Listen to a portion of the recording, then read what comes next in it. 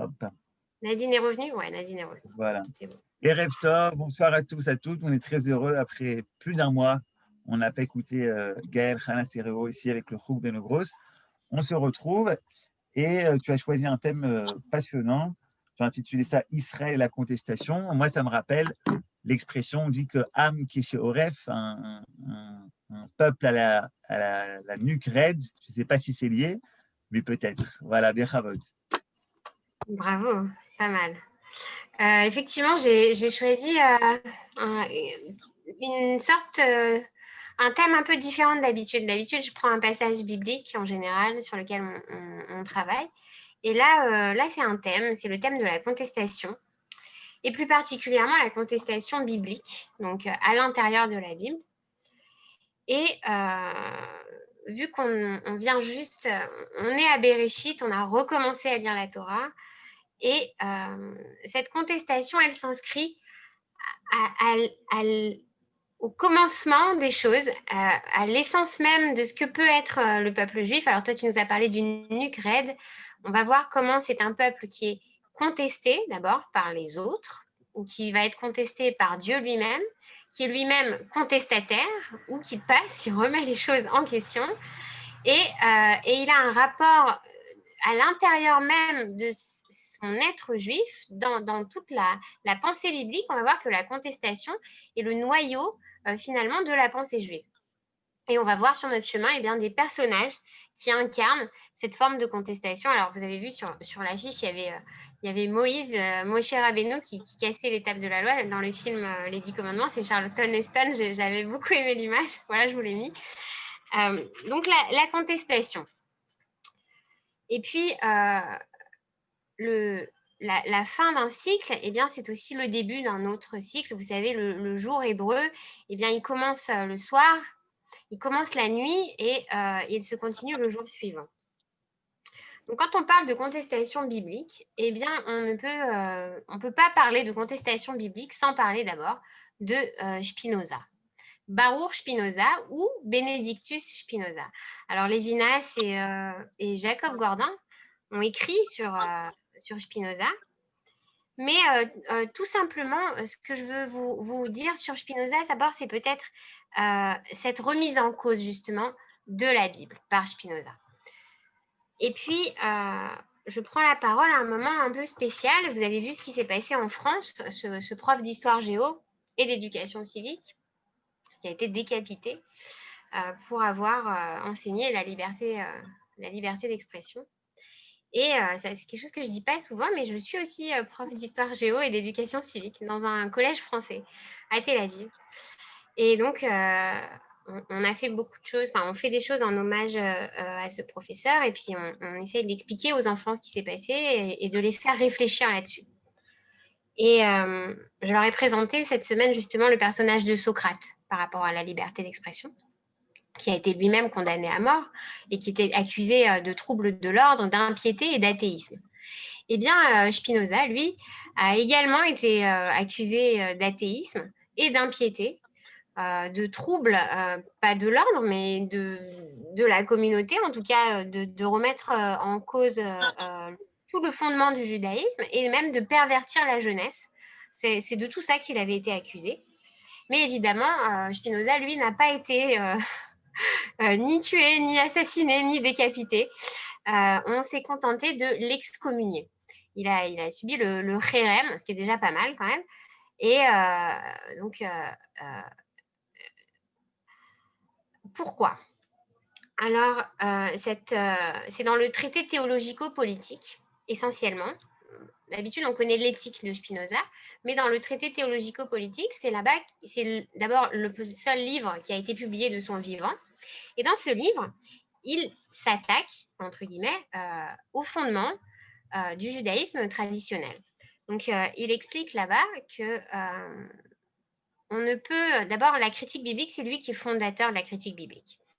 Il dit qu'on ne peut commenter un texte que par rapport au texte lui-même, que toutes les références du texte doivent être à l'intérieur du même texte et qu'on ne peut pas...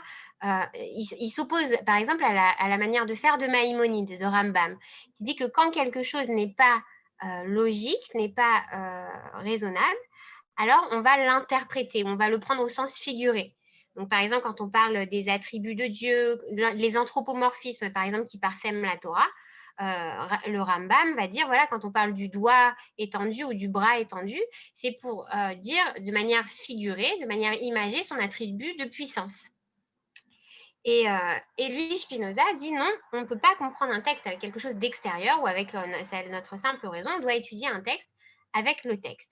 Et donc, par exemple, il va chercher le sens d'un mot par rapport à toutes les occurrences de ce mot-là dans le texte biblique. Et on ne peut pas nier que c'est une technique qui est une technique efficace, qui est une technique novatrice, qui donne un nouveau regard à ce texte, mais qui, d'un autre côté, désacralise le texte et lui enlève son rapport à la tradition, son ancrage dans la Torah orale, avec toutes les interprétations des rabbins, etc. C'est l'autorité des rabbins que Spinoza met en cause. On ne peut pas non plus enlever à Spinoza qu'il a révolutionné complètement la philosophie. Et ce que dit André Neher sur Spinoza, c'est qu'il est inutile finalement d'opposer deux spiritualités et que chaque spiritualité a une richesse interne et que Spinoza est un apport capital à la philosophie. Alors, par quoi? Eh bien, juste pour rappeler très rapidement qui était Spinoza, son époque, c'est 1632, il est né à Amsterdam, et 1677, il est mort à La Haye. Et il vient d'une famille marane portugais. Et on le met dans les philosophes rationalistes. Donc, il est beaucoup influencé par Descartes. Et pourquoi est-ce qu'on l'a traité d'athée, de non-croyant en Dieu, alors que dans tous ses livres, il n'arrête pas de répéter qu'il croit en Dieu, que croire en Dieu est le plus grand bien, que Dieu lui-même est le plus grand bien et que la liberté de penser, justement, c'est la liberté de croire en Dieu et que cet amour, c'est ce qui libère. Eh bien, parce que la pensée de Spinoza sur Dieu, c'est cette fameuse formule qu'on a déjà entendue, que vous connaissez certainement, Deus sive natura. Alors, on traduit par Dieu est la nature, mais dans toute la pensée de Spinoza, en fait, la substance et la forme sont une même chose. Et toute la substance est Dieu. Donc, chaque chose est en Dieu ou est une forme de Dieu ou est un attribut de Dieu. C'est comme s'il y avait plusieurs mondes qui se chevauchaient les uns les autres et chaque forme de Dieu est un attribut de cette substance. Et tout est en Dieu. Donc, on a pensé que c'était une sorte de panthéisme. Enfin, la pensée de Spinoza je ne peux pas la résumer en quelques minutes comme ça. Il faudrait vraiment étudier Spinoza. Mais c'est pour vous mettre un peu sur la piste, pour vous faire comprendre qu'est-ce qui a choqué à son époque. C'était vraiment une remise en cause du Dieu transcendant, du Dieu d'Abraham, Yitzhak et de Yaakov, du Dieu qui s'adresse au peuple d'Israël, du Dieu qui donne des lois et qui donne des commandements. Dans son traité théologico-politique, justement, il explique que toute la religion, c'est une technique politique pour manipuler, asservir ou surtout diriger le peuple.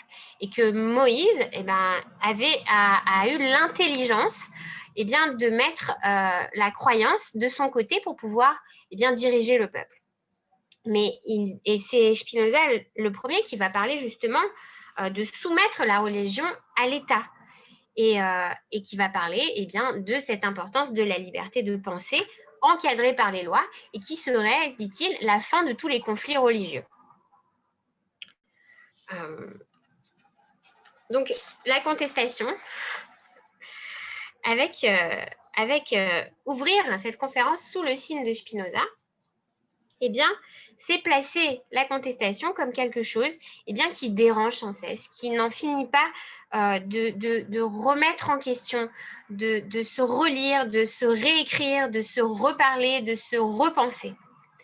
Et Spinoza, comme Socrate, a cette image de temps. Ce temps, cet animal qui pique le cheval et qui ne le laisse pas tranquille. Et je crois que c'est ce qu'il faut sortir de là. Mais bien que le débat n'est pas fini de faire couler de l'encre, est-ce que Spinoza doit être inséré dans la pensée juive ou au contraire, est-ce que c'est une pensée hérétique qui n'a rien à voir avec le judaïsme? Il y a dans la pensée de Spinoza cette pensée vitaliste, cette pensée du désir, quand il dit que l'être, c'est persévérer, persévérer dans la volonté de persévérer dans son être. Et que la plus grande joie, c'est justement de connaître par l'intuition des idées vraies.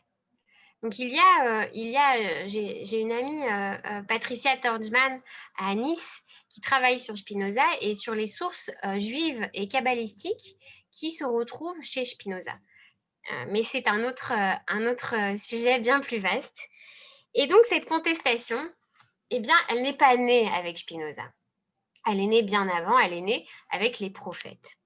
Et à l'intérieur de la Bible, on trouve toute une contestation sociale. C'est ce qu'écrivent Darmé Sester et Peggy, par exemple, qui est justement une remise en cause de l'ordre établi, des injustices, de tous les problèmes sociaux, vraiment une véritable satire des sociétés et des ordres qui dépassent les cadres établis par la Torah. Comme si chaque prophète voulait prendre la Bastille, sauf que la Bastille, renverser la Bastille, dans ce cas-là, eh bien, c'est l'inverse de ce qu'on entend communément. Ce n'est pas renverser la Torah, ce n'est pas contre la loi de Moïse, c'est au contraire une fidélité à cette Torah qui est similaire à cette justice sociale qu'on retrouve eh bien, à la Révolution française, dans la Constitution des droits de l'homme et du citoyen, etc. Et c'est, dit Neher, André Neher dit, la Torah est à l'origine de toutes les révolutions et de toutes les contestations. Et l'archétype du contestataire, pour André Neher, eh bien, c'est Job. Job qui est face à l'injustice. Job, figure de l'injustice, qui contre Dieu, contre les hommes, eh bien, clame son innocence. Vous vous rappelez les amis de Job qui viennent lui présenter différents systèmes, des systèmes philosophiques, des systèmes psychologiques, idéologiques, pour expliquer que de toute façon, les pauvres ont toujours tort, que la misère est une punition. Eh bien, Job, lui, clame son innocence. Et contrairement à Prométhée, eh bien, Dieu ne va pas le clouer sur le rocher, mais au contraire, devant cet homme qui tient tête à la toute-puissance divine, eh bien, un dialogue va s'instaurer et il va lui donner raison. Et c'est seulement quand il priera pour ses amis que le mal sera transmuté en bien, que le Satan du début, qui discute avec Dieu pour savoir comment faire tomber Job, eh bien, va disparaître à la fin et celui qui va rester, ça sera Job, qui en priant pour ses amis, eh bien, va restaurer le monde, en fait, va restaurer toutes les choses détruites par ce Satan. Et Job qui prie, c'est lui-même le Messie, c'est lui-même qui se fait Messie en restaurant le monde eh bien, par sa justice. À cela après que ses enfants morts eh bien, sont à tout jamais disparus. Et il y a au sein du livre de Job ce crictive, cette double lecture, Imekatleni lo hayachel, s'il me tue, je crois en lui, et s'il me tue, je désespère de lui. Imekatleni lo hayachel. Donc c'est vraiment un double sens, mais qui montre cette contestation et ce paradoxe qui est à l'intérieur aussi de la figure de Job. Mais cette contestation remonte avant Job. Dans le texte lui-même de la Torah, dans cette première parole, dans ces 10 commandements, Anochi Hashem Elokecha, Asher Hotzeti Etrem, Mimitzraim, Mibet Avadim. Je suis l'Éternel ton Dieu, qui t'a fait sortir de l'Égypte, de la maison d'esclavage. Et ça s'arrête là. On aurait attendu qu'il soit écrit ensuite pour te faire entrer dans la terre de la promesse, sur la terre d'Israël. Eh bien non. Et c'est ici que se trouve le paradoxe biblique qui conteste toute la Bible, à l'intérieur même de la Bible. Vous allez voir. Ce verset veut dire « Je suis l'Éternel ton Dieu qui t'a fait sortir de l'Égypte de la maison d'esclavage ». c'est au 2e verset du chapitre 20 de l'Exode. Ce paradoxe,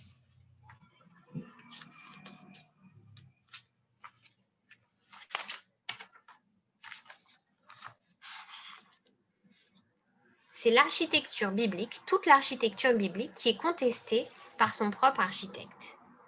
Dieu se conteste lui-même. Il dit ici, je suis le Dieu de l'Exode, je suis le Dieu de la sortie, je suis le Dieu du chemin, je suis le Dieu de l'accompagnement. Et il n'est pas mentionné ni de l'entrée, ni de l'arrivée. Et pourtant, la Torah commence par la création, par Bereshit. Or, la définition de l'essence de Dieu, au début de la Torah, Bereshit bara Elohim, c'est justement cet acte créateur. Et l'Exode, l'essence de Dieu décrite dans les 10 commandements, dans cette première parole, conteste la création. Et ce paradoxe originel est l'essence même de l'architecture biblique.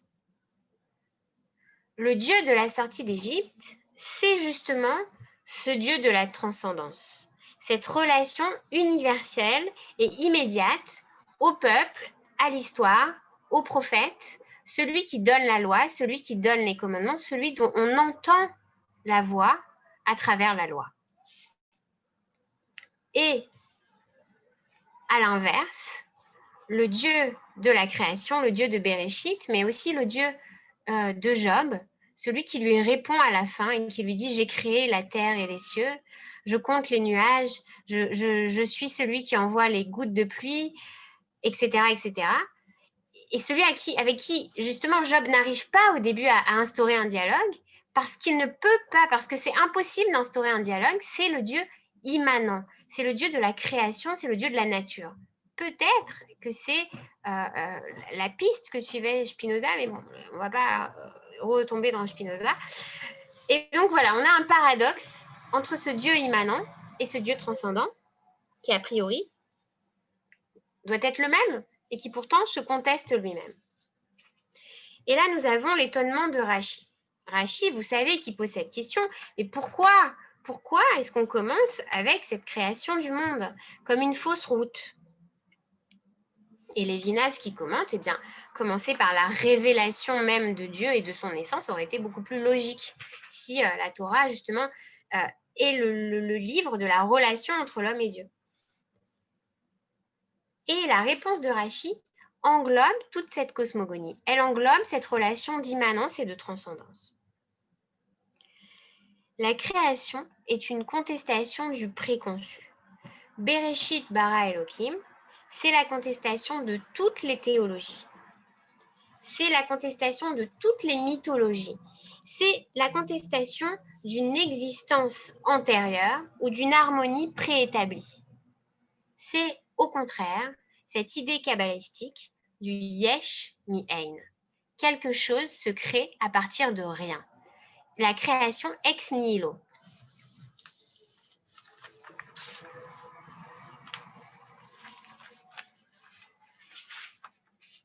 Ah, excusez-moi, je fais bien attention à ne pas perdre l'ordre de mes feuilles parce qu'après c'est la bazar.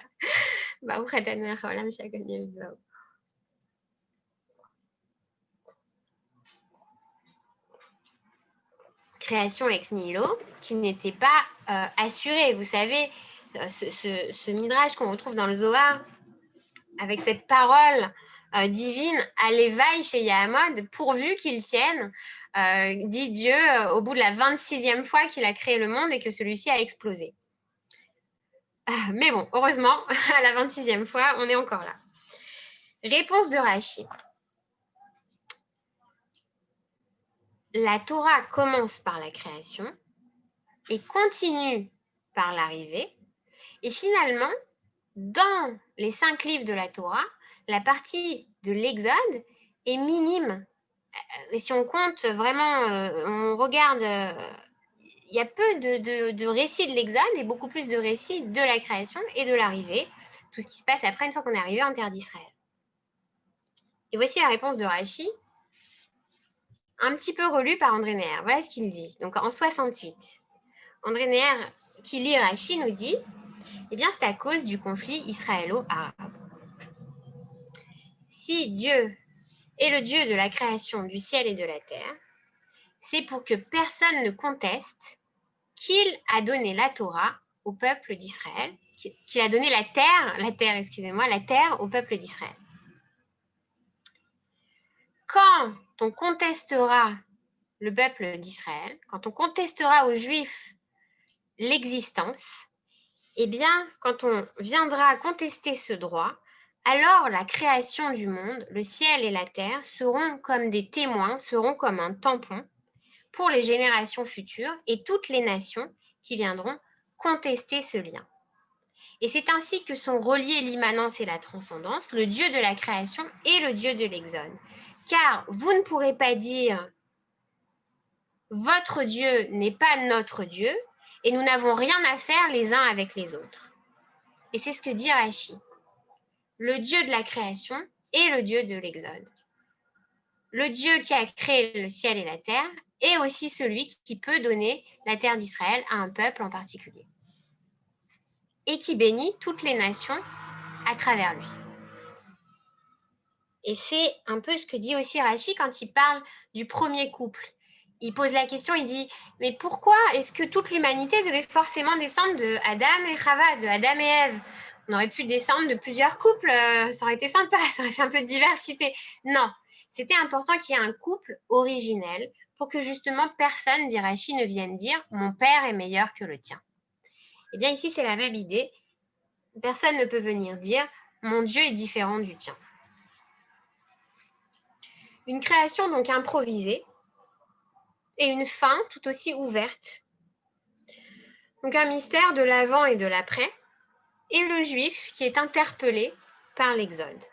Cet appel permanent, ce face-à-face, cette improvisation est une contestation sans fin de l'existence même et de l'histoire, et du temps et de l'espace, vous allez voir. Il y a en effet plusieurs nuances de contestation. D'abord le juif. Le juif est un homme qui vient au monde contester. Contester d'abord par Dieu lui-même. Dieu qui lui pose la question, qui lui dit « Es-tu là? Pourquoi es-tu là? Où es-tu? Où en es-tu » Dieu appelle le juif et conteste son existence. À quoi tu sers? À quoi tu me sers? Quel est ton rôle dans cette relation tendue entre toi et moi? Le juif ensuite conteste l'appel de Dieu. Pourquoi sommes-nous mêlés? Pourquoi sommes-nous appelés à travers toi? Et pourquoi moi, le juif? Pourquoi est-ce que je devrais vivre une vie interpellée? Pourquoi est-ce que je ne pourrais pas être comme tout le monde? Pourquoi est-ce que tu ne pourrais pas me laisser en paix? C'est ce qu'on voit à travers l'histoire. C'est ce qu'on voit aussi dans le texte lui-même biblique. Quand, par exemple, on a justement ceux qui viennent voir Samuel et puis ensuite ceux qui viennent voir Ézéchiel pour consulter Dieu et Dieu qui leur dit « Non, je ne vous répondrai pas ». Vous voulez avoir des garanties, vous voulez avoir des automatismes, vous voulez savoir si la guerre et la destruction signifient la fin de l'alliance. Eh bien non, vous n'êtes pas libre. Non, non. Vous voulez être libre. Eh bien non, je vous ramènerai, je vous rattacherai. Vous ne pouvez pas vous délier de cette promesse, de ce lien-là. Et puis, les nations qui contestent le juif. Mais elles le contestent de manière d'abord personnelle. Pourquoi, disent les nations, ne sommes-nous pas interpellés? Pourquoi eux? Pourquoi le peuple d'Israël et non pas nous? Pourquoi pas nous? Est-ce qu'il serait spécial? Est-ce qu'il aurait quelque chose que nous n'avons pas? Pourquoi? Et c'est ici, dit André Neher, la racine du conflit, la contestation, déjà à l'époque, entre Israël et les Cananéens. Et ce conflit-là, pour André Neher, c'est une mutation à travers le temps qui va donner ensuite tous les antisémitismes et les antisionismes qui, pour André Neher, sont la même chose. Ce conflit, c'est qui est légitimement interpellé. Et par quel Dieu? Le Dieu de l'Exode ou le Dieu de la création? Et voilà en 1979 ce qu'il écrit. L'histoire de l'antisémitisme, depuis qu'elle existe, ne fait que continuer à drainer dans ses eaux polluées des antis. L'objet reste le même, l'homme juif et son but, son extermination. Donc, comme s'il nous disait, eh bien, la contestation du juif, ce serait une constante de l'histoire juive. Et d'ailleurs, Stefan Zweig, en 1940, écrit « On imposait de nouveau aux Juifs ce trait commun de l'Exode, né en Égypte, cet exil absurde et sans raison, dont même Freud, avec qui je m'en entretenais, n'a pas trouvé le sens de ce non-sens absolu. »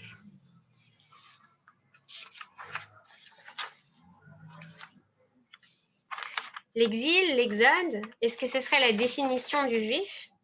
Définition bien négative, bien noire, bien triste. Et pourtant, peut-être que quelque chose se cache là-dessous qui n'est pas ce qui paraît. La Bible est contestataire par essence. Elle conteste l'essence de Dieu par Dieu lui-même, par sa propre révélation qui conteste ce que la Torah en dit. Le Dieu de l'Exode conteste la création et la création conteste l'Exode et fait du peuple interpellé par l'Exode le peuple contesté. Mais, nous dit Néher, nous ne sommes pas des Job. Nous serions plutôt des Moïse, des Moshe Rabbeinu. Moïse comme figure de l'homme. Et voici ce qu'écrit Kafka en 1921 dans son journal. Moïse n'est pas entré en terre promise, non parce que sa vie était trop brève, mais parce que sa vie était humaine. Moïse, c'est celui qui voit la terre de loin et qui est le seul à entendre cette parole. Je suis le Dieu de l'Exode. Et qui, au moment où il l'entend, ne comprend pas encore qu'il n'entrera pas en terre d'Israël. Il ne le réalisera qu'une fois en haut du mont Névo, du Har Névo, où il verra, où Dieu lui montrera la terre, mais lui dira que lui, ne peut pas y entrer. Cet exode, comme figure du juif, qui fait écho au poème de la poétesse Rachel. Cette poétesse israélienne, morte jeune sur les rives de Tibériade, et qui écrit dans ses poèmes « Ish ou Nevo lo ». Chaque homme porte en lui son propre Nevo. Comme si chaque homme se retrouvait un jour dans sa vie en haut de cette montagne et voyait la terre promise, toujours promise et jamais atteinte. Mais attention, la pensée d'André Néher ici n'est pas une pensée de l'exil, mais une pensée de l'exode, et ce n'est pas la même chose. L'homme est contesté par le temps. Ce Névo en chacun de nous se concrétise par un exode sans fin. Et qu'est-ce que ça veut dire? C'est cette idée juive de l'inachèvement du temps, un temps qui n'en finit pas. Contrairement à Marx ou à Hegel, dans la pensée juive, on n'atteint jamais les poteaux de l'histoire. On n'atteint jamais ces lendemains qui chantent, mais on les prépare. On s'active aujourd'hui et maintenant pour transformer l'aujourd'hui en lendemain. Et cette imperfection, ce dynamisme, cette désillusion de ne jamais atteindre ces lendemains qui chantent, c'est l'ouverture à la réalisation. Comme disait Ernst Bloch, et on va revenir à Ernst Bloch, im Werk.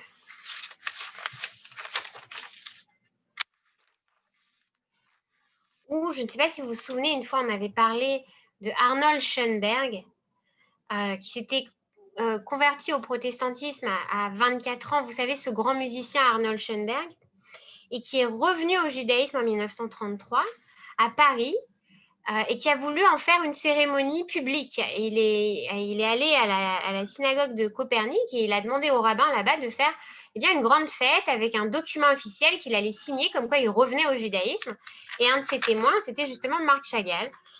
Et Arnold Schoenberg, après, a écrit par exemple L'échelle de Jacob. Et dans un de ses opéras, il revient sur ce motif qui est chanté.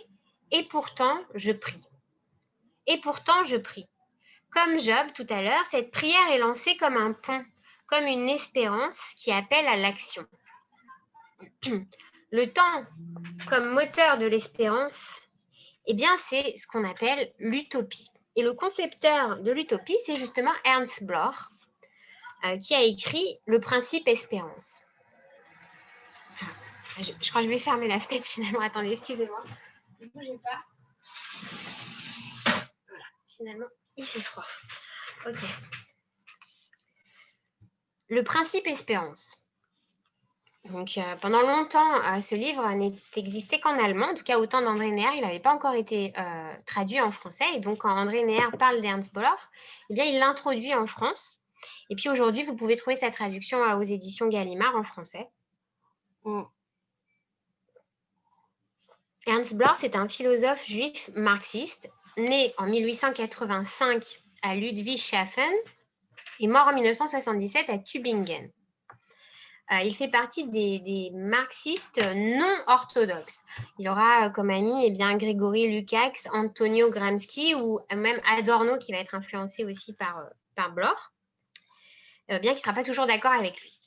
Et il vit d'abord en Allemagne et il est contre tout le militarisme prussien qui se met en marche. Il s'enfuit en Suisse avec ses amis Dada.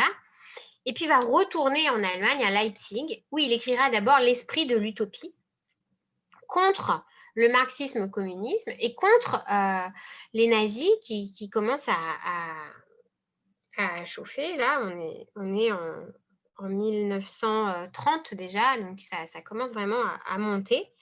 Et puis, il va influencer Bertolt Brecht, Walter Benjamin, Adorno, je vous ai déjà dit. Il va partir ensuite avec la montée du nazisme aux USA, en 1935, où il sera déchu de sa nationalité. Il est déchu d'abord de sa nationalité allemande et il part aux États-Unis. Et puis, c'est là qu'il va écrire son principe espérance, exilé à New York, en 1938.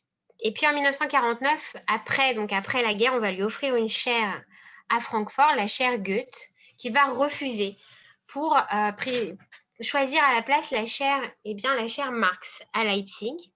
Et là-bas, il se consacrera à une étude sur Hegel et Aristote dans le droit. Et qu'est-ce que va théoriser Ernst Bloch ? La philosophie du Noch Nichtkeit, la philosophie du pas encore.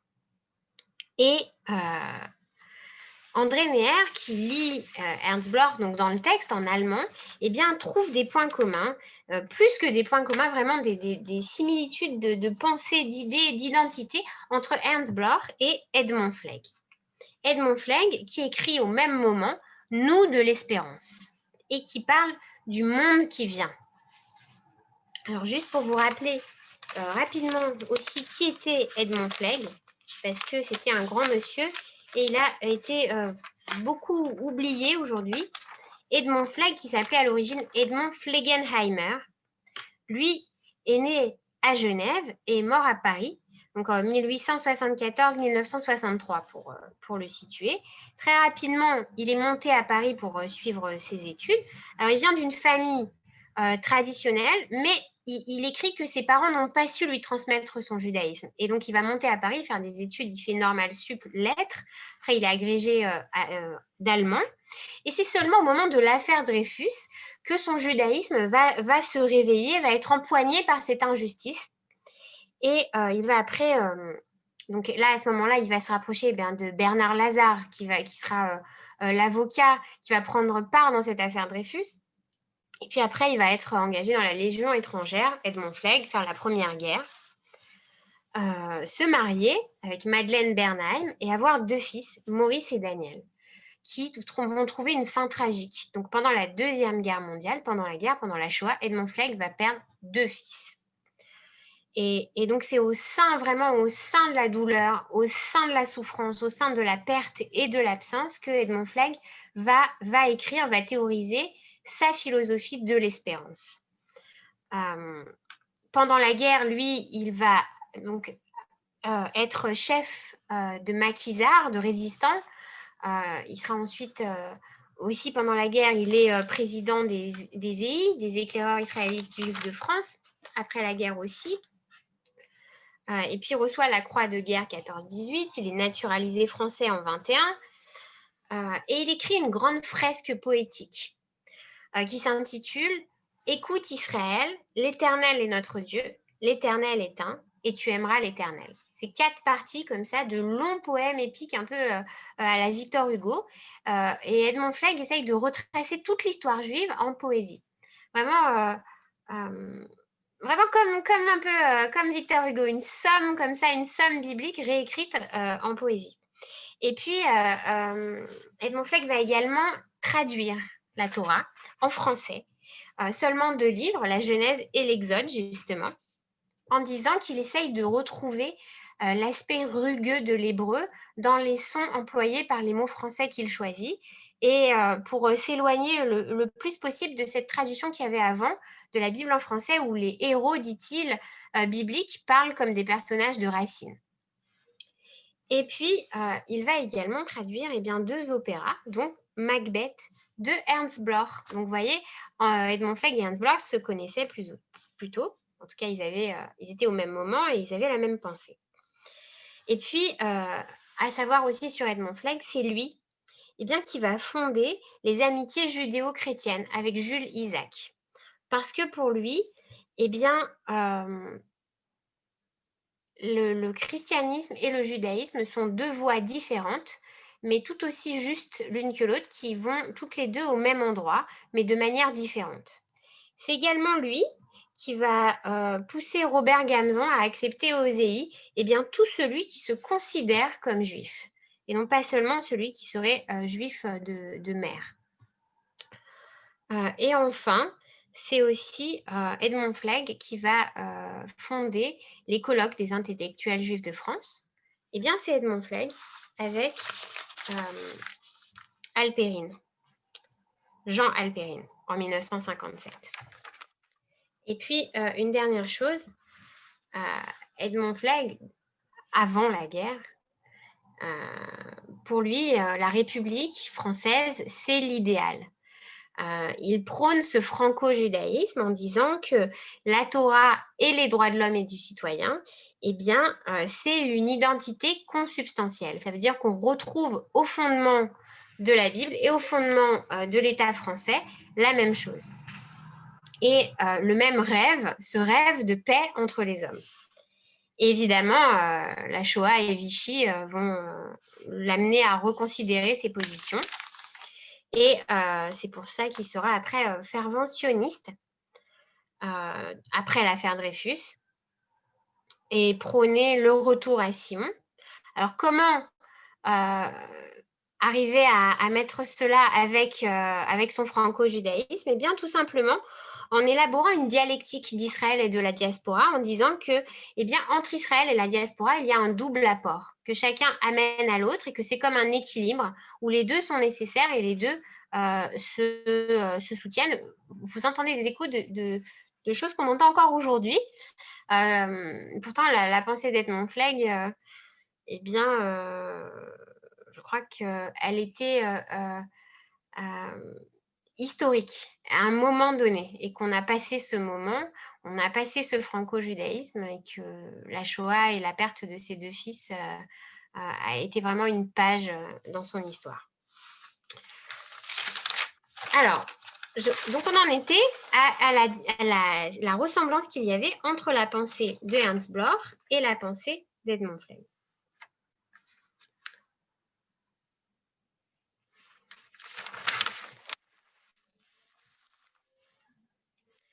Cette pensée du pas encore, cette pensée de l'espérance, parce que c'est une pensée de l'inatteignable, du jamais atteint, non pas de l'irréalisable, ce qu'on ne peut pas réaliser, mais au contraire de ce qui est irréalisé, de ce qui n'est pas encore réalisé, de ce qui reste à faire.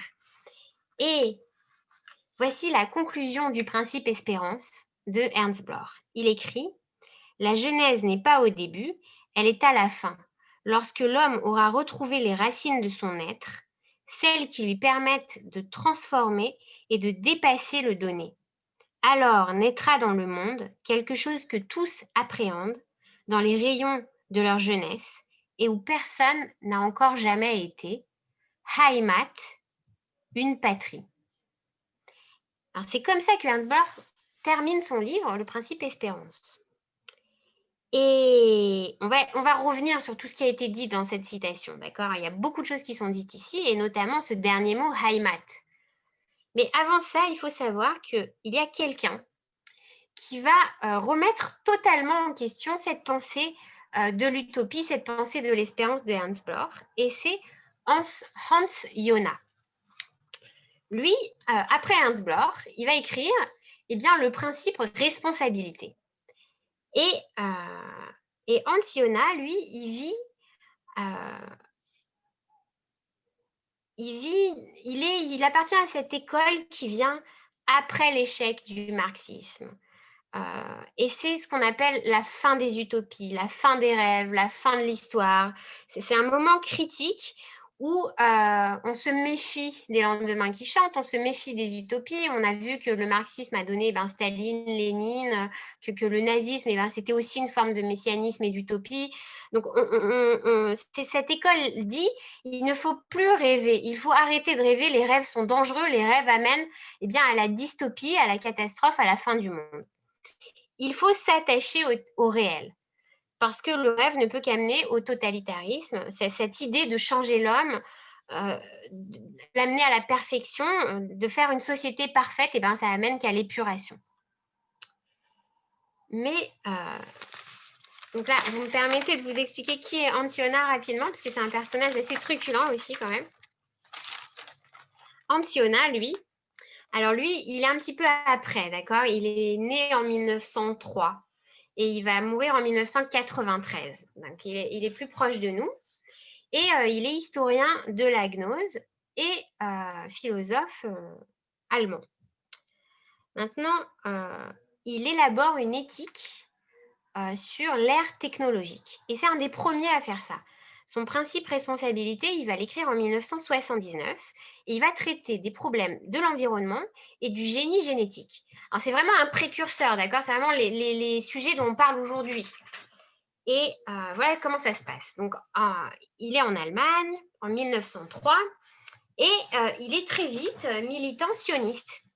J'ai oublié de vous dire aussi que Hans Jonas, contrairement à Bloch, qui lui est complètement vient d'une famille complètement assimilée, ne pratique pas ni rien du tout, Hans Jonas, lui, au contraire, vient d'une famille très pieuse, très, très religieuse. Et toute la vie de Hans Jonas, il va être non seulement croyant, mais pratiquant. Donc, il est militant sioniste. Il va faire des études à Fribourg, à Berlin, à Marbourg, et il va être élève de Husserl, de Heidegger, avec Hannah Arendt. Donc, c'est à ce moment-là, d'accord? Et en 1928, il écrit un doctorat sur la gnose. Et puis après, en 1933, il prend la fuite à Londres. Et en 1935, le voilà en Palestine. Donc, le rêve sioniste, de 1936 à 1939, il va rejoindre les rangs de la Haganah. Il va être parmi ces intellectuels regroupés autour de Gershom Scholem. Et puis, pendant la Seconde Guerre mondiale, il va se porter volontaire de 1943 à 1945 pour aller combattre avec les Alliés sur les fronts italiens et allemands et participer à la libération de la Bavière. Comme il apprend après la guerre que sa mère est morte à Majdanek, il refusera la proposition de son éditeur allemand de faire paraître le 2e tome de son livre sur la gnose. Et il ne donnera sa permission seulement qu'en 1954, à la mémoire de sa mère. Et puis, il rejoint Israël, il rejoint la Palestine à ce moment-là et participe à la guerre d'indépendance. Et ensuite, il va enseigner à l'université hébraïque de Jérusalem, donc aux côtés de Martin Buber, par exemple. Et en 1950, ça ne s'arrête pas là, vous voyez, une vie riche et mouvementée, ça ne s'arrête pas là, puisqu'en 1950, il part à New York, où il enseignera à la New School for Social Research. Alors, il parle dans son principe responsabilité du pouvoir incroyable et terrifiant des technologies, de la technologie et du progrès. Et il dit que la responsabilité, c'est quand on est sollicité par une chose ou par un objet qui nous a été confié. Et il dit que le rapport à la Terre et le rapport à l'environnement, le monde ne nous appartient pas, écrit Hans Jonas, il nous a été prêté, il nous a été confié, et donc on est responsable de lui. Et il en sort l'interdit de toute action qui pourrait mettre en danger les générations futures. Et comment faire pour savoir si quelque chose qu'on crée, quelque chose de neuf, une nouvelle technologie, quelle qu'elle soit, il faut une connaissance préalable à l'agir. Donc, avant d'agir, avant d'utiliser ou même d'inventer quelque chose, il faut faire, dit-il, des prévisions. Et les prévisions les plus pessimistes qui soient. Et c'est lui qui va inspirer, par exemple, le principe de précaution qui est appliqué aujourd'hui en France dans les laboratoires. Mais ce qu'il faut bien comprendre, c'est que sa manière de penser rejette complètement le rapport à l'avenir qui est fondé justement sur l'espérance et sur l'utopie. Il vaut mieux se passer d'une chose si cette chose peut être dangereuse, en fait. Et le principe de responsabilité nous interdit de développer certaines technologies. Donc vous comprenez maintenant pourquoi Hans Jonas et Ernst Bloch, c'est vraiment deux conceptions du temps et de la vie antithétiques. Il y en a un qui dit il faut se concentrer sur le réel, il faut regarder aujourd'hui, et en fonction du aujourd'hui, on s'interdit le demain. En tout cas, certaines formes du demain. Alors que Ernst Bloch, au contraire, et on va rentrer maintenant dans la pensée de Ernst Bloch, dit non. Voilà ce qu'il dit Bloch. Il dit c'est un rêve vers l'avant qui a ses racines dans le passé. En fait, ce que fait Ernst Bloch, c'est qu'il théorise le messianisme juif. D'ailleurs, on va lui reprocher d'être un peu trop religieux pour un marxiste. On va lui reprocher tout le temps, soit d'être trop religieux, soit d'être trop marxiste. Les religieux lui diront non, t'es complètement trop marxiste, et les marxistes lui diront non, t'es trop religieux. Bref, lui, il écrit sur l'espérance, comme une sortie, comme une ouverture, comme un avènement. Et il dit, dans la Torah sont déjà tous les communismes. Toutes les révolutions à venir, et Moïse est, lui, le fondateur de ce Heimat. Alors, qu'est-ce que c'est que ce Heimat? C'est la patrie des hommes, c'est l'inaccessible, c'est la cité idéale, c'est ce monde qui vient. Alors, le monde qui vient, en hébreu, on le traduit par Olam Haba, Malchut Shamaim, ou Jérusalem messianique. Mais il faut bien penser que cette Jérusalem messianique, cette Jérusalem d'en haut, elle est en permanence construite par la Jérusalem d'en bas qui prépare la Jérusalem d'en haut. Et c'est pour ça que le sionisme ici, en tout cas c'est Neher qui l'écrit, ça ne peut passer que par le sionisme. Et vous allez voir comment. On était avec l'errance. Vous vous rappelez l'errance, l'exode, etc. Alors, comment est-ce qu'on va relier ça à Eretz Israël? Alors, il y a après Auschwitz tout ce courant de l'absurde et du non-sens. On a Sartre, on a Camus, on a Heidegger, on a Adorno. Et puis Adorno, lui, après Auschwitz, il écrit la dialectique négative. Il dit « Plus rien n'est possible après Auschwitz. Ni poésie, ni art, ni création. Un no man's land doit répondre au no God's land. Si Dieu s'est retiré pendant la Shoah, s'il était absent des camps de concentration, maintenant, c'est le moment à l'homme de s'absenter. Et c'est un peu ce que va écrire d'ailleurs aussi Jean Kelevitch, qui va parler de ce temps qu'il faut. Il faut un temps de silence, un temps de refus après ce qui s'est passé. Mais, eh bien justement, contre cette dialectique négative de Adorno, eh bien Bloch et même Flegg ont eu une dialectique positive. Et tous deux d'un endroit totalement différent. Bloch, il est à New York, donc il est loin du foyer de Braise, et Flegg, lui, il est au cœur de la tourmente. Et pourtant, tous les deux écrits, Flegg, il écrit le chant nouveau, nous de l'espérance, et c'est cette possibilité de créer à partir des ruines et de la souffrance. C'est une espérance cueillie au cœur de l'échec, la recréation, la nouvelle genèse. Alors peut-être que c'est ça, Heimat. Mais attention, il faut faire attention à cette illusion du retour à soi, du retour à l'origine, de la pureté originelle. Enfin, tous les postmodernes nous rabâchent les oreilles en disant attention, attention, surtout, pas d'identité, pas de retour, pas d'origine. Mais il y a une réalité dans cet avertissement. Mais c'est pas ce que dit Bloch. Il dit pas qu'il faut revenir en arrière. Il dit c'est un rêve vers l'avant qui a ses racines dans le passé.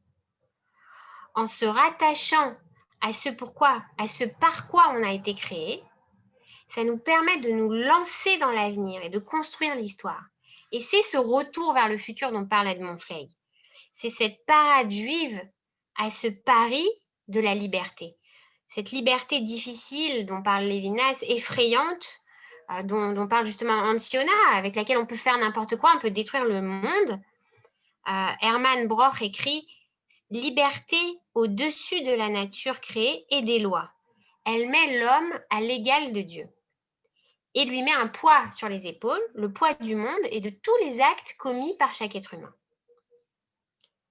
Eh bien, Bloch, lui, écrit l'utopie. Et il écrit « Cette propension à rêver l'avenir, elle seule peut sauver l'homme de l'aliénation. » Alors, aliénation par la technique, par exemple, par l'argent. Vous vous rappelez, Marx, il dit, voilà, pour se libérer de l'aliénation des salaires, eh bien, la libération ne peut se faire que par le travail de tous pour tous.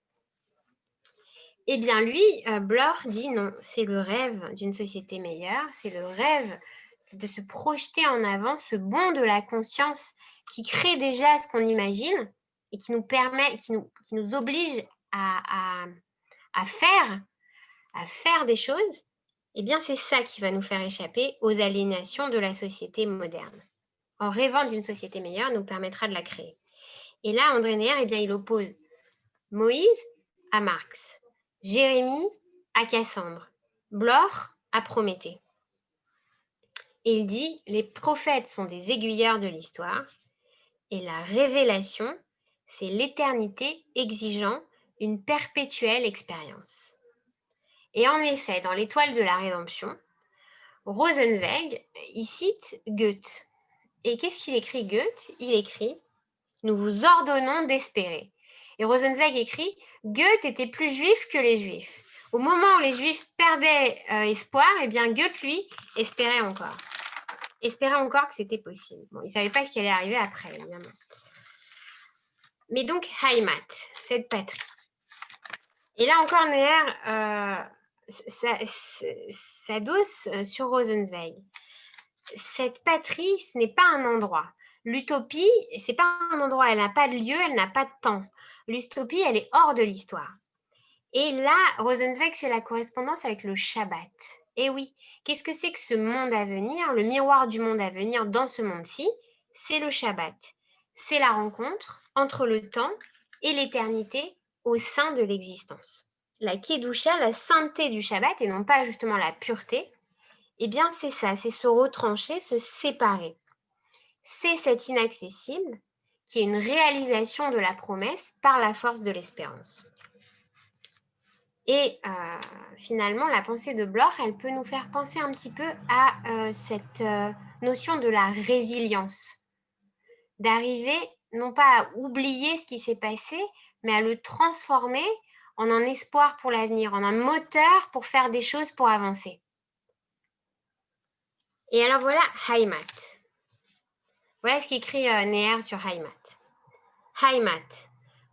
Ah oui, aussi, j'ai oublié de vous dire que Neher et Blor se connaissent en fait et ont une correspondance.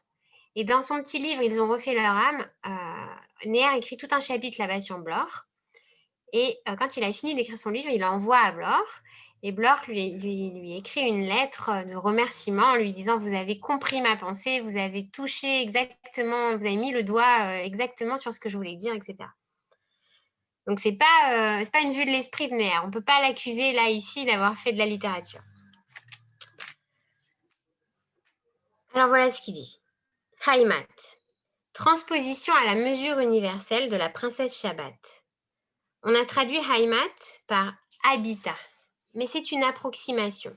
La véritable traduction du Heim allemand, qui berce, séduit et console le juif égaré, c'est la chaleur du Shabbat au foyer de ses parents. Chaleur à tout jamais éteinte, sauf pour le rêve qui cherche à la redécouvrir. Image de l'inaccessible, retour chez soi impossible qui serait désespérant si l'utopie ne se dressait sur son chemin, la flèche indicatrice du Heim. Le Heim qui promet pour demain ce qui est mort hier et réalise cette promesse par la force de l'espérance. Donc, le Shabbat comme retour à soi-même, non pas un retour à l'origine, mais par des cercles concentriques qui font qu'on s'élève, que c'est une alia permanente. L'espérance, c'est le signe de l'existence. C'est le refus de la mort par l'affirmation du pas encore. Donc, c'est pas Ulysse, c'est vraiment Abraham. Abraham qui nous conduit à la terre de la promesse, à Israël. Et là, on retrouve notre thème de la contestation. Le judaïsme, ce n'est pas seulement une contestation du temps, c'est aussi une contestation de l'espace. Le destin juif, dit André Neher, passe par la terre d'Israël, par Sion et par Jérusalem. Et c'est paradoxalement un reflet du nomadisme juif. Alors, comment comprendre ça? C'est à nouveau le même paradoxe, le paradoxe du Dieu de l'Exode et du Dieu de la création. Sauf que là, on a la terre d'Israël et le nomadisme. Comment est-ce qu'on peut être à la fois installé sur une terre et pourtant en perpétuelle marche, avancée? Comment est-ce possible? Mouvement, oui. Mouvement, merci. Merci. Errance. Errance, voilà, c'est le mot que je vous dis. C'est pas grave. L'exemple le plus frappant, le plus parlant, c'est l'exemple de la souka. On nous dit que la souka, pour être cachère, elle doit être binyan aray et yeshivat keva. Binyan aray, ça veut dire qu'elle doit être provisoire et éphémère pendant 7 jours. Et yeshivat keva, ça veut dire qu'au contraire, ça doit être une résidence, une maison, comme un lieu d'habitation fixe. C'est vraiment un paradoxe. Comment est-ce qu'on comprend cela? Eh bien, écrit Neher, il faut vivre dans la souka passagère comme si c'était pour toujours. Comme si ces 7 jours de Sukkot étaient un temps d'éternité. C'est exactement ce qui se passe pendant le Shabbat. Dans ce temps, il faut s'établir. L'éternité est comprise dans le temps. On n'a qu'une seule vie. Elle est passagère. Et pourtant, dans cette vie, il faut vivre comme si c'était une vie éternelle. Cette vie, elle est limitée comme la terre d'Israël. Et pourtant, on n'a qu'une seule terre. Et cette vie, on ne peut la vivre que dans sa propre vie, limitée, brisée, mais aux dimensions de l'homme. On ne peut vivre que sur sa terre, sa propre terre, et on ne peut la remplacer par une autre. Et ça, je crois que c'est Dostoïevski. C'est Dostoïevski, oui, qui ouvre les frères Karamazov. C'est Dostoïevski ou c'est Tolstoï? Dites-moi, là, j'ai un trou. C'est Dostoïevski, je crois bien. Ouais. Et il dit... Dostoïevski. Merci. Et lui dit, Dostoïevski. merci beaucoup. Et Dostoïevski choisit, quand il écrit Ilyusha, le petit Ilyusha qui doit mourir, et son oncle lui dit, il va mourir, le jeune garçon, il dit à son oncle, tu me remplaceras, tu trouveras un autre enfant à aimer. Ne pleure pas. Et l'oncle lui répond, si je t'oublie, Jérusalem, que ma main gauche se dessèche, que ma langue, que ma main droite t'oublie et que ma langue se dessèche. Voilà ce qu'écrit Dostoïevski. Dostoïevski a pris pour signifier l'irremplaçable la figure de Jérusalem. Et c'est ce destin juif qui est lié à la terre de la promesse. Alors, voilà. On va bientôt finir, ne vous inquiétez pas. Alors, comment on clôt finalement cette histoire entre ce Dieu de l'Exode et pourtant une promesse jamais accomplie? Comment est-ce qu'on peut arriver en Israël, vivre en Israël et pourtant n'être encore jamais arrivé? Eh bien, ce paradoxe, c'est une philosophie de l'exigence. C'est une perfection qui n'est jamais atteinte. Il faut vivre et construire Eretz Israël avec l'exigence que cette terre de la promesse n'est jamais atteinte et qu'elle est toujours en train de se faire, qu'elle est toujours en train d'être construite. Comme il y a un existentialisme de l'individu, de l'homme qui est toujours en train de se faire, eh bien, il y a ici un existentialisme de la terre et de la vie sur cette terre. Un territoire qui transcende les limites du temps et de l'espace à travers justement l'espérance juive. Une vie comme une offre. On ne peut pas aller plus loin. On est seulement dans cette vie-là, dans cette terre-là, mais dans cette vie-là et dans cette terre-là, eh bien, on peut aller au-delà. C'est-à-dire qu'on peut transcender le réel.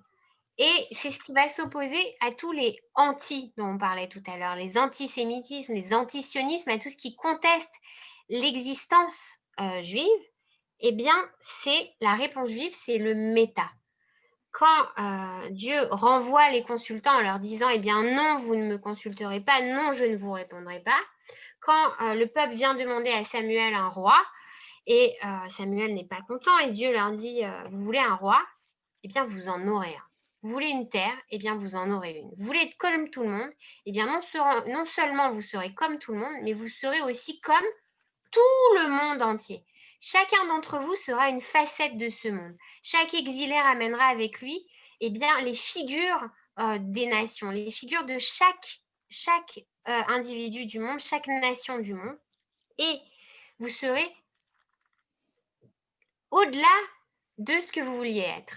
C'est-à-dire que ce roi ne sera pas un simple roi, ça sera un roi messie. Cette terre ne sera pas une simple terre, ça sera la terre, justement, de la rencontre entre l'immanence et de la transcendance, du témoignage de Dieu aux nations. Ici et maintenant. Et cela se concrétisera par la possibilité de prophétiser par tout le peuple qui, avec le retour sur la terre d'Israël, eh bien, réémergera à nouveau et se propagera. Alors comment? Eh bien, en reliant chaque individu de la terre d'Israël à la Kedusha, à cette sainteté du Shabbat dont on parlait tout à l'heure. L'espace et le temps se rejoignent dans ce point qu'est Israël, qui est Israël à la fois une terre, mais à la fois un peuple, et aussi eh bien, une construction spirituelle. Et ce prophétisme, ce sera effacé peu à peu la différence qu'il peut y avoir, l'écart qu'il peut y avoir entre les êtres et les choses. Est-ce qu'on va changer l'homme? Est-ce qu'on va en faire un surhomme?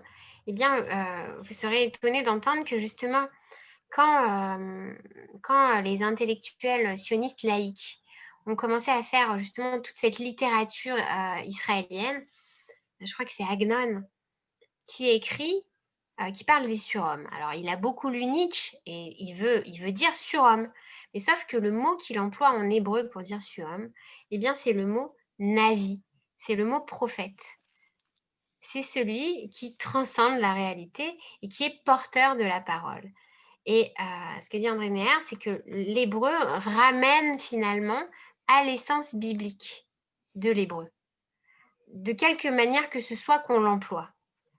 Et c'est peut-être pour ça que le Rav Kook disait que ce qui est fait sur la terre d'Israël est saint, et Kadosh participe à la création de la Jérusalem d'en haut, même si c'est complètement laïque et même si c'est de la littérature profane, du moment que c'est en hébreu, eh bien, c'est encore, justement, c'est du Lachon HaKodesh, c'est de la langue sainte. Et c'est donc en même temps l'essence du juif et en même temps la contestation de cette essence par son existence, toujours en chemin, toujours à construire, comme eh bien, le partenaire de la création, de sa propre création. Vous savez, c'est le Maharal de Prague qui dit quand Dieu créa l'homme, il s'adressa, c'est Rachi qui dit peut-être qu'il s'adresse aux anges, il dit Naaseh Adam, faisons l'homme. Et le Maharal dit non, ne s'adresse pas aux anges, il s'adresse à l'homme lui-même. Il lui dit faisons l'homme, faisons-le toi et moi, faisons-le ensemble. Et voilà, on est encore en train de le faire. Eh bien, je crois qu'on va s'arrêter là pour aujourd'hui. Et puis, vous allez, j'aimerais bien vous entendre, parce que moi, j'ai beaucoup parlé. C'est un peu différent d'habitude. Moi, merci beaucoup, Anna, pour tout ce que tu nous as dit, mais ça m'a rappelé un petit peu ce que j'ai écouté sur Bereshit, la notion de...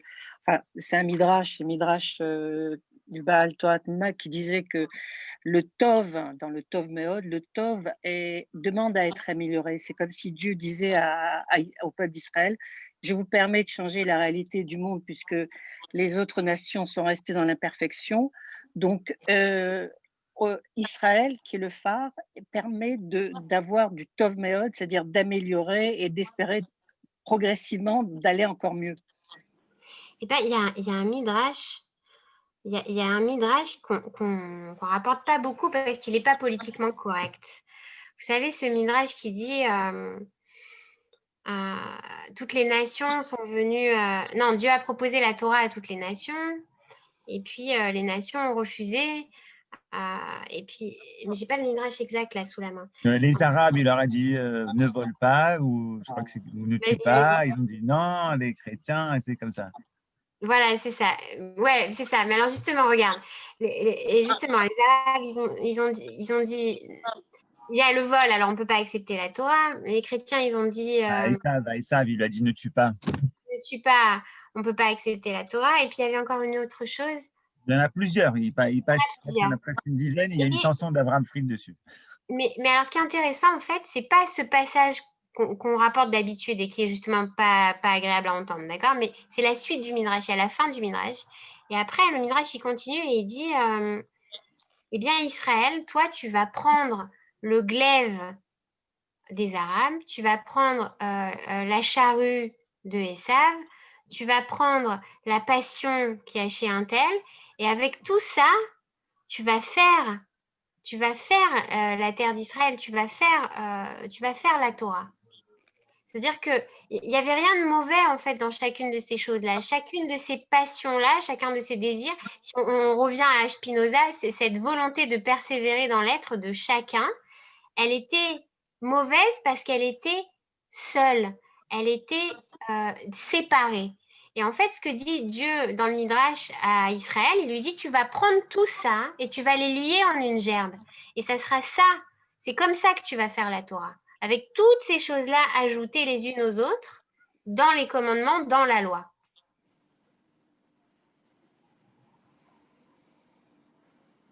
Tov. Metsuyan, je dirais même.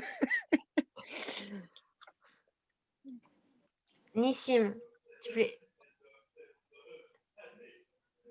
Nissim, il faut ouvrir le micro, on n'entend pas.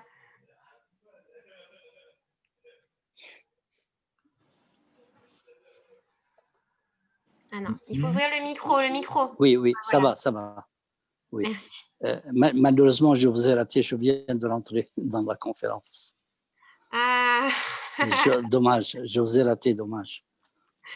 c'est gentil. Bah, on a enregistré, on va vous envoyer l'enregistrement. Ah, d'accord, merci, merci. Ok. Rana, tu parles de contestation quand tu parles du Dieu de l'Exode et du Dieu de la création, mais on peut le voir comme un antagonisme ou bien on peut le voir tout simplement comme le tout dont tu parles à l'instant, c'est-à-dire que l'un complète l'autre. Mais non, justement. Alors non, justement. Non, c'est pas pour rien que j'ai employé le mot de contestation et c'est pas pour rien que Neher, il parle de paradoxe et le Maharal de Prague aussi. Parce que ce qu'ils expliquent tous les deux, c'est que les contradictions ne sont pas ni résolues ni effacées. On n'est pas justement dans Hegel, qui a une pensée dialectique où il y a la thèse et l'antithèse, et après on arrive à faire la synthèse des deux, d'accord? Non, ça ne se résout pas. Et c'est parce qu'il y a deux tensions contradictoires qui se heurtent, qu'il y a un dynamisme qui crée la vie. Et on ne peut pas résoudre la contradiction. Et ça, c'est à la base de la vie, en fait. C'est Bereshit alors, B, la dualité alors. C'est le bête, voilà, c'est ça, c'est la dualité. Mais c'est ça, c'est la pulsion de vie et la pulsion de mort. Tu peux pas les résoudre, tu peux pas les faire se fondre l'une dans l'autre. C'est les deux ensemble qui forment la vie. Alors oui, c'est un tout, mais c'est pas un tout qui peut être résolu. C'est un tout qui reste problématique, et c'est parce que c'est problématique qu'on est là. Sinon, on serait pas là en fait, s'il n'y avait pas de contradiction, s'il n'y avait pas de contestation. On serait déjà résolu, quoi. On n'aurait pas besoin d'être là. Elle n'est pas très claire pour moi, la contradiction en réalité. Si le Dieu de la création, c'est celui qui s'inscrit dans l'histoire forcément. S'il y a un temps, s'il y a un espace-temps, le premier qui est à l'origine de la création, il inscrit l'histoire et il s'inscrit dans cette histoire. J'ai du mal à voir la contradiction, vraiment. Non, parce que Dieu, lui, il n'est pas dans le temps. Il n'y a pas de notion de temps, en fait, ni distance, ni espace. Non, En créant le monde, que je sache, se crée le temps pour l'homme qui s'inscrit dans le temps ou qui est le temps ou qui défile dans le temps comme on prend comme on veut. oui, En réalité, à partir du moment où il y a création d'un espace-temps. Il crée le monde. Il crée le monde. Donc le Dieu créateur, le Dieu de l'immanence, lui, il n'est pas dans le temps. C'est pour ça que Spinoza il nous parle d'éternité, justement. Parce qu'il n'y a pas de temps là-bas. C'est comme on dit, subspecie eternitatis. C'est-à-dire, c'est du point de vue de l'éternité. Si tu te places du point de vue de Dieu, c'est ce qu'il est écrit dans les prophètes aussi, c'est que si tu te places du point de vue de Dieu, tu es au-delà du temps, tu n'es pas dans le temps. C'est l'homme qui est dans le temps, c'est l'histoire qui est dans le temps, c'est l'exode qui est dans le temps. Celui qui est transcendant, celui qui parle avec Abraham, Yitzhak et Yaakov, alors lui, il accompagne dans le temps. Mais l'autre attribut, l'attribut de la création, il est de toute éternité. Mais c'est pas non plus totalement explicable en fait, avec des mots. On peut arriver à le dire, plus ou moins, mais on n'arrivera pas à le toucher, quoi. C'est pas possible. Forcément, puisqu'on n'est pas Dieu, mais on peut très bien imaginer que, étant Dieu, il est capable à la fois de créer le monde et en même temps, c'est toute l'histoire du Tzimtzum, c'est-à-dire que c'est toute l'histoire d'être et de ne pas être en même temps. mais c'est possible pour Dieu. C'est possible la pour Dieu, c'est pas possible pour nous. Il y a une très belle notion de la chassidoute qui dit que la parole de Dieu crée le monde chaque fois. Et Chasvé Shalom, donc il n'a jamais dit bon demain j'arrête, mais c'est même la phrase qu'on reprend à Kippour de Barecha Nisav Bashamaim. C'est-à-dire chaque fois Dieu crée le monde, donc ça lui appartient. Je veux dire, il n'y a pas de notion de temps pour lui. C'est vrai. Et il y a aussi, c'est dans Nefesh HaChaim, dit là-bas, le monde est l'endroit de Dieu, mais non. Mais l'endroit de Dieu n'est pas le monde. C'est le makom. Johan, tu as la... Hachem ou Mekomo Shel Olam. Merci. Tout à fait, bravo. Ouais. Mais. Aval. Aval. Aval en mekomo shel olam hakadosh baruch hu, un truc comme ça. Ouais, Ouais, c'est ça. ouais. Ouais, c'est Je cette dirai la prochaine notion-là. fois la phrase exacte. Il est partout et c'est son endroit, quoi. Oui, c'est son endroit, mais ça peut pas être son endroit. C'est-à-dire, C'est-à-dire, il est partout, en fait. Il y a pas d'endroit, mais il est Makom. d'ailleurs, T'as raison de plus. c'est d'ailleurs étonnant. Et c'est pour ça qu'à chaque fois dans le Tanakh, quand il y a marqué Makom, c'est Dieu en fait. Tout à fait, oui. Ouais. Et c'est pour ça que Spinoza, il est accusé d'impiété parce que lui, ce qu'il dit, Spinoza, il dit que Dieu est tout, et en tout, et partout. Oui, Et que tout est Dieu. mais Hachem Melo Kol Haaretz Kevodo, n'est-ce pas? Alors, Spinoza n'a pas tort, parce qu'on sait que Dieu est partout, n'est-ce pas? Oui, mais tout n'est pas Dieu. C'est ça la différence. C'est ça aussi avec le Makom. C'est-à-dire, Dieu est en tout, mais tout n'est pas Dieu. Nous, on n'est pas Dieu. On est Chelek Elokai. On ne pourra pas résoudre la contradiction. Et il ne faut pas résoudre la contradiction. C'est beau, la contradiction. D'ailleurs, Heureusement.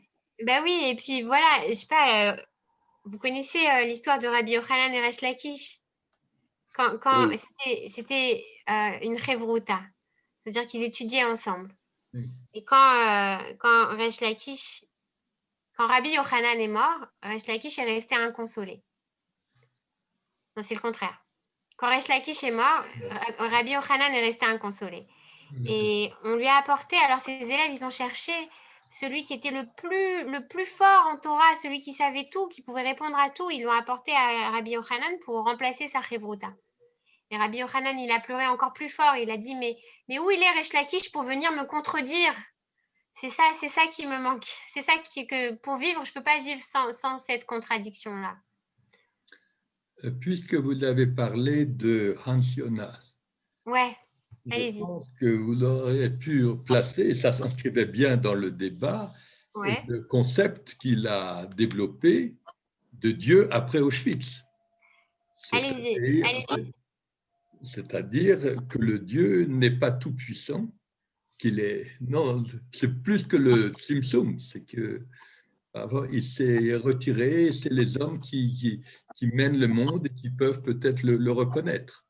Et donc, c'est une troisième forme entre le Dieu de la création et le Dieu et le Dieu qui s'occupe d'Israël. Vous êtes sûr? Par contre, vous êtes sûr que c'est Antiona, ça? Ah, le concept de Dieu à Auschwitz, c'est Antiona.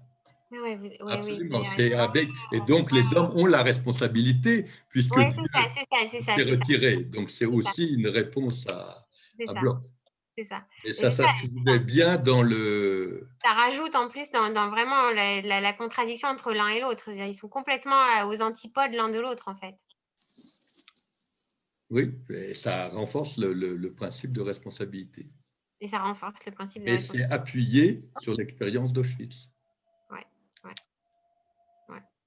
En ce qui concernait le Cherem de Spinoza…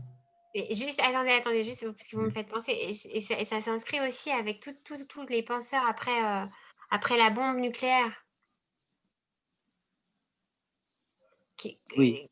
Il va y avoir tout un tas d'intellectuels, et justement, il va y avoir aux États-Unis, justement, tout à l'heure, je parlais des écrivains de science-fiction, mais il va y avoir toute l'église de la scientologie et comment il s'appelle, celui qui va écrire là-dessus, justement. Asimov, dont j'ai parlé tout à l'heure, il va prendre position là-dessus, justement. Contre Elie Wiesel, tiens, si je me rappelle bien. Enfin bref, là, je m'égare. Alors, allez-y, je vous ai coupé. Vous avez parlé de la contestation, donc Spinoza et le Cherem de Spinoza. Et ce qui est intéressant, c'est qu'un siècle plus tard, Luzzatto a aussi fait l'objet d'un Cherem.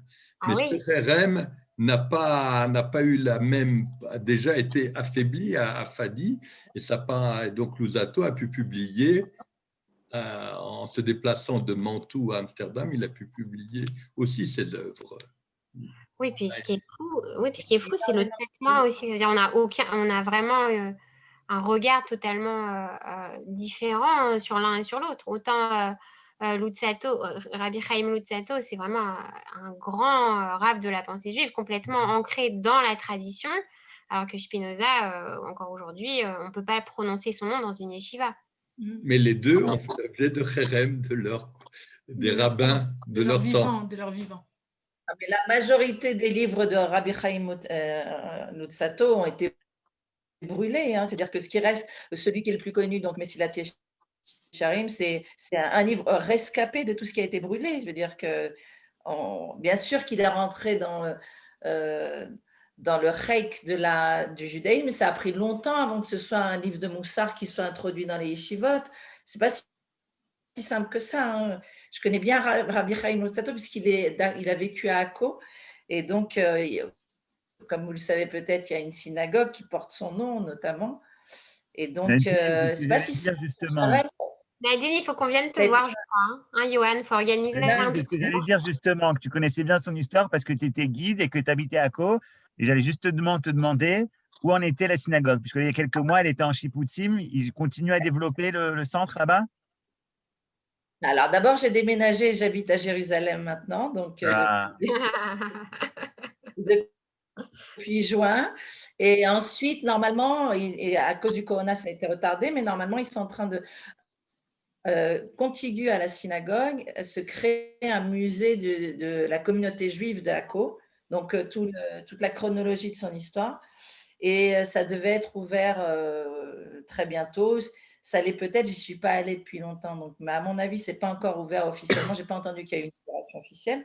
En tous les cas, le problème de la synagogue de Rabbi Chaim Luzzatto en ce moment à Akko, c'est qu'elle a été complètement rénovée et elle a perdu totalement de son cachet et même du rouach, bien qu'il n'y ait jamais prié.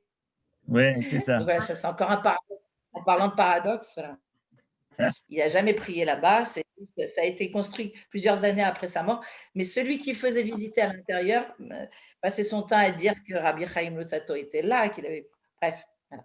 Donc, en tous les cas, Rabbi Chaim Luzzatto, tout ça pour dire que son Kherem, ça s'est très, très, très mal passé pour lui aussi. C'est-à-dire que ça l'a même tué. Ça l'a même tué. C'est-à-dire qu'il est mort très jeune à 40 ans. Son Kherem s'est mal passé. Ça a pris longtemps avant qu'il soit réhabilité. Et que finalement, un des rares livres qui ont subsisté devienne maintenant un livre de Moussar répandu aussi dans les yeshivot. Le seul livre de Moussar qui circule vraiment dans les yeshivot. Donc ça, c'est vrai que c'est un exploit. Mais son excommunication, ça a été vraiment un enfer pour lui, de toute façon. Voilà, bon, c'était juste pour parler de lui et de sa souffrance aussi, parce qu'en Kherem… Je crois qu'il y a beaucoup de gens qui nous taperaient sur les doigts de comparer Spinoza et Rabbi Chaim Luzzatto.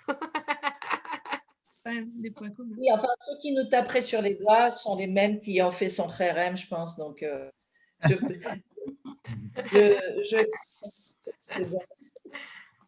m'en libère aussi.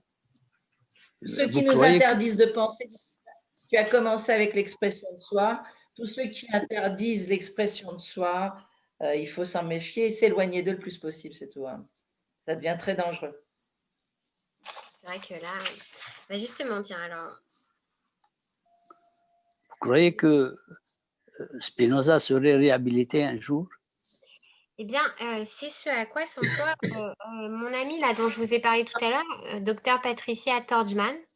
À Nice, elle a créé le centre de pensée de Spinoza et elle essaye de réhabiliter Spinoza auprès de la communauté juive et en Israël. Je sais pas, j'ai entendu tellement de pour et de contre. Il a déjà sa rue à Tel Aviv. Oui, non mais qu'est-ce que ça veut dire réhabiliter? Parce que de toute façon, on ne peut pas… Réhabiliter auprès des Juifs, parce que mais à quoi ça sert? du reste de l'humanité, il est tout de même reconnu, il est une référence. Voilà, c'est ça. Donc déjà, il n'y a pas à être réhabilité. Sa pensée en elle-même, son œuvre en elle-même, elle parle toute seule d'elle-même. Et ensuite, lui-même, après, a pris ses distances avec la communauté juive. Et il a écrit, à un moment, il écrit même, je me souviens, il écrit « Merci ». Merci de m'avoir jeté dehors parce que vous m'avez permis de penser plus librement. Et sans vous, j'aurais peut-être pas écrit tout ça. Sans ce qui s'est passé. Comme ça s'est passé. Et il est la figure il incarne finalement la contestation. Enfin, il incarne tout ce que tu as dit à la fin. Ta conclusion, c'était il ne faut absolument pas effacer ou la contradiction. Il est l'incarnation du judaïsme, puisqu'il est tout et son contraire.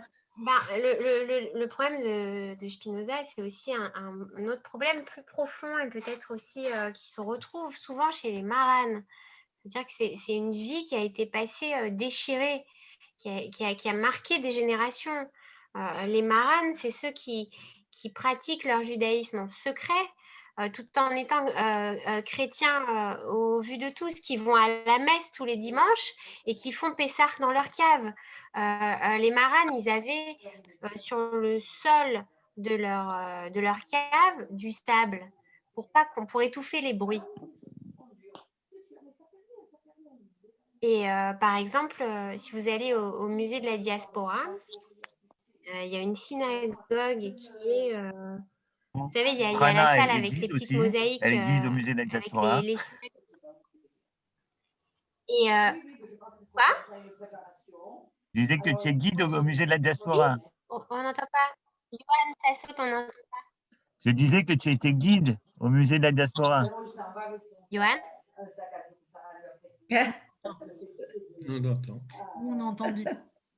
On a entendu. Ah, c'est moi alors, c'est moi. C'est moi qui ai sauté en fait. Continue.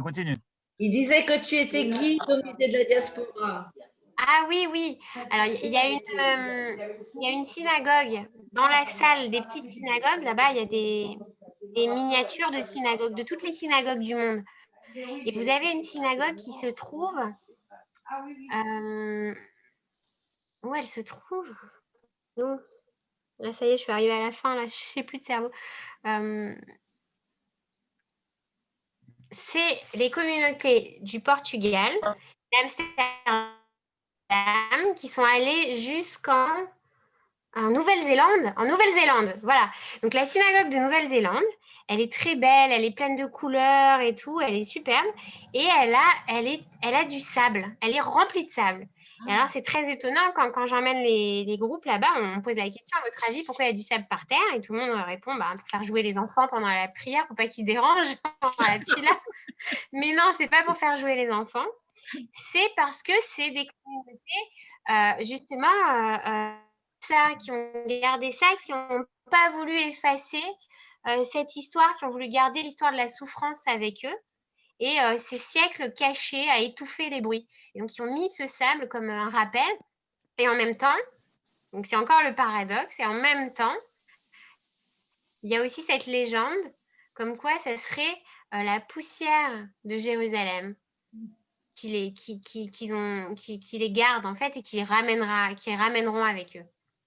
Au musée Israël à Jérusalem, il y a aussi une synagogue avec du sable. Oui, celle du Suriname. Suriname. La même idée. Ah ouais? Et Hannah, vous avez parlé du bien et du mal. Hein? Allô? Vous avez parlé du bien. Oui, vous avez parlé du bien et du mal qui coexistent dans chacun de nous. Si j'ai bien compris, c'est ce que vous avez voulu dire, que nous avons le bien et le mal ensemble. Non, là il est arrivé.